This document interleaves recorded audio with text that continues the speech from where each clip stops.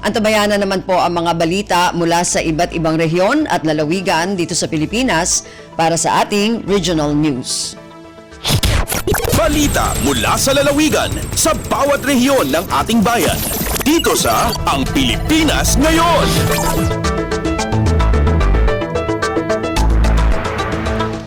Dumako na tayo sa ating regional news para sa araw na ito. Unahin natin ang mga balita mula sa Luzon. Mula sa Dagupan, additional food items para sa 120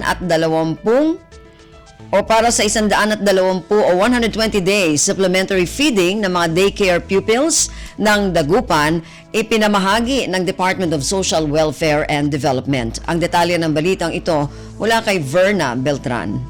Impalimala na sa ikabiyangan na Department of Social Welfare and Development suka aruman ya food items od syudad ya Dagupan tapian ibunog at 46 na child development centers ya usar na gagawin ya 120 days supplemental feeding program at sariman aral od syudad. Personal ya inawat ng Dagupan City Mayor Belen Fernandez od DSWD suka aruman ya food items ya singa sayote, punti ya saba, kalabasa, tankarni. Una abot od 2,000 na daycare pupils so ilaluan niya minabang assigned programa tapian na arawi ira distanting o kulang od nutrisyon. Base od programa na DSWD itdan na masustansyan panangan kada agaw susara ugugaw na kaibad programa dad loob na sa laso san 20 ya agaw. Una anton niya at akapangiterlaso abitlan ahensya od LGU na food items para da AFP. Liban ad sayo at walan met na sarili ya programa so LGU na goodbye gutom na sakaymet na zero hunger feeding project tapian na labanan so malnutrisyon ad abitlan pasan. Malalapod da Radyo Pilipinas Dagupan, Shaq si Verna Beltran para Radyo Pilipinas World Service. Balita mula sa lalawigan sa bawat rehiyon ng ating bayan. Dito sa Ang Pilipinas Ngayon. Maraming salamat, Verna. Yan ang ulat mula sa Dagupan. Dumako naman tayo sa Bontoc, 115 ektarya na lupang sakahan sa Barlig Mountain Province, patutubigan ng katatapos na irrigation projects ng National Irrigation Administration o NIA. Ang detalye ng balitang ito mula kay Donna Kawis Balio. Manamnama ang mapadanuman ti agarup 115 hektarya adaga pang agrikultura iti kalkalpas nga irrigation projects ti National Irrigation Administration sa Jai Barlig Mountain Province.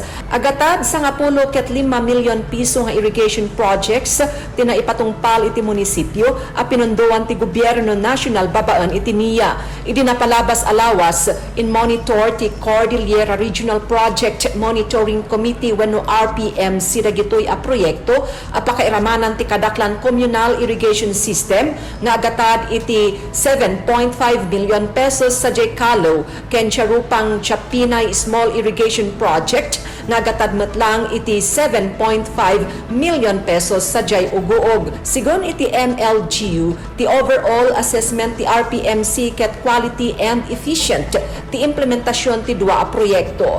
Ti RPMC ket pakairamanan dagiti empleyado manipod iti NEDA, DBM, NIA, DILG, Provincial Government Office, ken representantes manipod iti civic society organization. Napos na DZRA Bontoc saon Andona Kawisbalyo para sa Radyo Pilipinas World Service. Balita mula sa lalawigan sa bawat rehiyon ng ating bayan.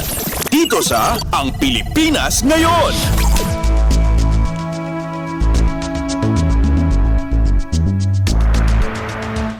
Maraming salamat kay Donna mula dyan sa Bontoc. Samantala, dumako naman tayo sa Tabuk. Lungsod ng Tabuk, entry para sa Southeast Asian Clean Air City. Yan ang ating maririnig mula sa ating kasama na si Renzi Roaquin. Kasapulan nga pagtalin doon ang narinis ti siyudad nga Tabuk itatakin iti sa malsaruno nga generasyon. Dahiti ti balakan ti Department of Tourism Representative Marisa Claustro kalpasan iti assessment kat ocular inspection iti siyudad kas karaman iti search for the Southeast Asian Nations Clean Tourist City. May isa na iti kunana nga parte iti panaka i-promote industry iti turismo iti may isa nga lugar tapos maawis iti local kan foreign visitors. And rekomendara pa iti assessment babaan iti team iti parang ikabil iti nayon nga signages kanang iti estratehiko a lugar aragiti nakasulat kat English tapno dagos nga maawatan dagiti turista. May sa tulong iti daytoy kat mapaado iti marketing competitiveness nga tumulong iti panangpasaya ti ekonomiya kastamot ti panakasalwad iti aglawlaw. May palagip nga iti syudad ti Baguio ken Ilagan iti nainaganan kas asaya na clean tourist cities iti napalabas nga tawen. Para iti 2023 search may pakamukan maramid daytoy Enero ag damatawen sa Jai, Laos. Manipod DCRK Tabuk City, Ren Siruwaki nagipatpadamag para iti Radyo Pilipinas World Service. Balita mula sa lalawigan sa bawat rehiyon ng ating bayan. Dito sa Ang Pilipinas Ngayon.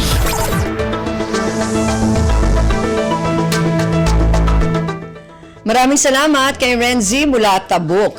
Dumako naman tayo sa Lucena, mahigit 500 kalahok mula sa iba't ibang universities, colleges at farm schools mula sa Calabar Zone at Mimaropa. Dumalo sa Lakbay Palay 2023 wet season. Ang detalye ng balitang ito mula kay Tom Alvarez. Dumalo mahigit 500 kalahok mula sa iba't ibang colleges, universities at farm schools sa Calabarzon at Mimaropa sa Lakbay Palay 2023 wet season ng DA Philly Rice na ginanap sa Agri-Park Los Baños Station, Laguna nitong October 23 and 24. Ayon sa mabalitang kagawaran, ay kanilang ibinida at pinakilala sa mga kalahok ang iba't ibang binhi ng rekomendadong variety ng palay. Bukod dito, ay nagsagawa rin ng demonstration sa mga makabagong makinarya, teknolohiya at kalamang pang-agrikultura ang kagawaran na makakatulong sa pagpapaunlad ng produksyon ng palay. Itinampok din sa Lakbay Palay 2023 wet season ang ilang mga booth kung saan maaaring makabili ng mga sariwang gulay, iba't ibang produkto, mga babasahin at teknolohiyang magagamit sa pagpapalayan. Mula sa RP Lucena, ito si Tom Alvarez para sa Radyo Pilipinas World Service. Balita mula sa lalawigan sa bawat rehiyon ng ating bayan. Dito sa Ang Pilipinas Ngayon. Maraming salamat, Tom. Yan ang ulat mula Lucena at kabuuan na... hindi pa pala tayo kabuuan. So yan pong ulat mula sa Lucena. Samantala mula Lucena, dadako muna tayo sa Palawan. Mga bagong kagamitan ng lungsod ng Puerto Princesa para sa emergency response, binasbasan. Ang detalye ng balitang ito mula kay Lizelle Pilapil. Ing bendisyonan kapon Oktubre 23 sa mga bagong kagamitan ang syudad ang Puerto Princesa. Kabilang sa mga kagamitan ing bendisyonan sa solar ang City Hall kapon ay ang 4 ka mga lorry trucks, 10 ka motorsiklo, 5 response pickup. Gagamitin ng mga sarakayan nga diya para sa emergency response ang lokal nga gobyerno. Akatakdaring ipantaw sa mga mini City Hall ang syudad ang 10 ka motorsiklo. Sa Emergency Response Center ERC lamang anay iading ang mga response pickup ig lorry trucks para magamit sa timpo nga kaministera ng mga diya. Agaling nigi sa RP Palawan, dyan si Lizelle Pilapil para sa Radyo Pilipinas World Service. Balita mula sa lalawigan sa bawat rehiyon ng ating bayan. Dito sa Ang Pilipinas Ngayon. Maraming salamat, Lizelle. Yan ang ulat mula Palawan. At yan naman po, ito totoo na. Yan na po ang kabuuan ng mga ulat mula po sa rehiyon ng Luzon.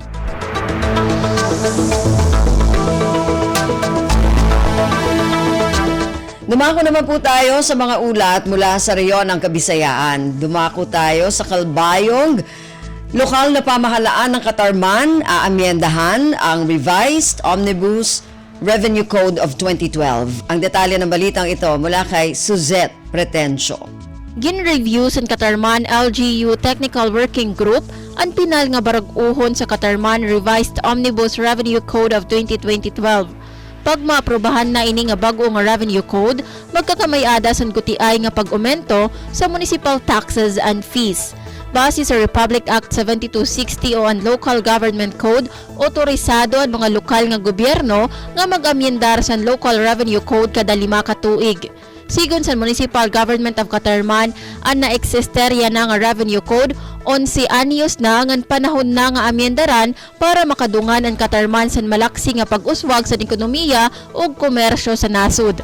iginbuhat liwat ang revision para madugnan ang pinansyal nga kapabilidad sa LGU para makahatag sa mas damo nga serbisyo sa molupyo sa Catarman ngan mas epesyente nga pagpadalagan sa mga departamento sa munisipyo. Tikang sa Radyo Pilipinas Kalbayog, ini si Suzette Pretencio para sa Radyo Pilipinas World Service. Balita mula sa lalawigan sa bawat rehiyon ng ating bayan. Dito sa Ang Pilipinas Ngayon. Maraming salamat, Suzette. Yan ang ulat mula sa Kalbayog at kabuuan na ulat mula sa rehiyon ng Kabisayaan. Samantala, dumako naman tayo sa rehiyon ng Mindanao. National Grid Corporation of the Philippines o NGCP Caraga wala nang ipatutupad ng mga scheduled power interruption sa loob nitong calendar year 2023. Ang detalye ng balitang ito mula kay Raymond Aplaya. Gipahibalo ni Chris Abellanosa, ang spokesperson sa National Grid Corporation of the Philippines o NGCP Caraga, nga wala na sila ipatuman nga mga power interruption o maintenance activities sa sulod ning calendar year 2023. Sa pagiginabi sa Radyo Pilipinas Tandag, gibutyag niini nga ang katapusan nila nga schedule sa power interruption ang nahumanan ni adtong adlaw Domingo, Oktubre 22 nga nakaapekto sa ilang Placer Madrid 69 kV line. Sumala pa nga nahuman sa maong schedule power interruption, wala na sila ipatuman nga susamang aktibidad hangtod sa adlaw sa piniliay, pag-obserba sa undas, hangtod sa Kapaskuhan o sa pagsugat sa bagong tuig. Apan gitin-aw niini nga posible gihapon ang mahitabong mga unscheduled power outages nga force majeure ang hinungdan nga dili na nila kontrolado. Gikan sa Radyo Pilipinas Tandag, kini si Raymond Aplaya alang sa Radyo Pilipinas World Service. Balita mula sa lalawigan sa bawat rehiyon ng ating bayan. Dito sa Ang Pilipinas Ngayon.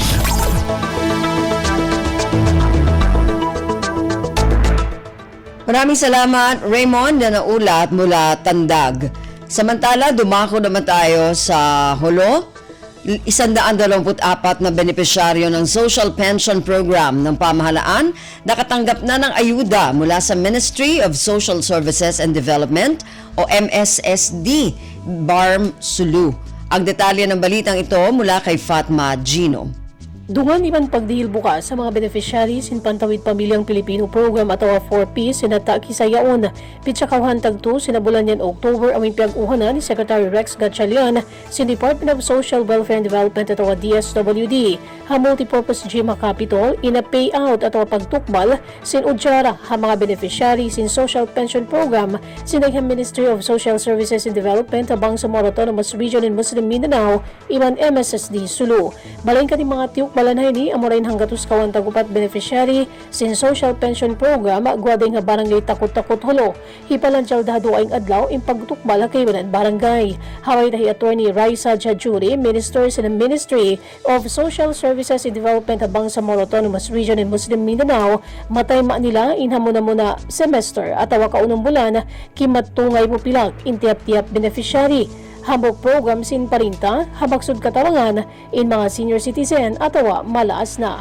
Dahil nga RP Holo, ini Fatma Adiligino para Radyo Pilipinas World Service.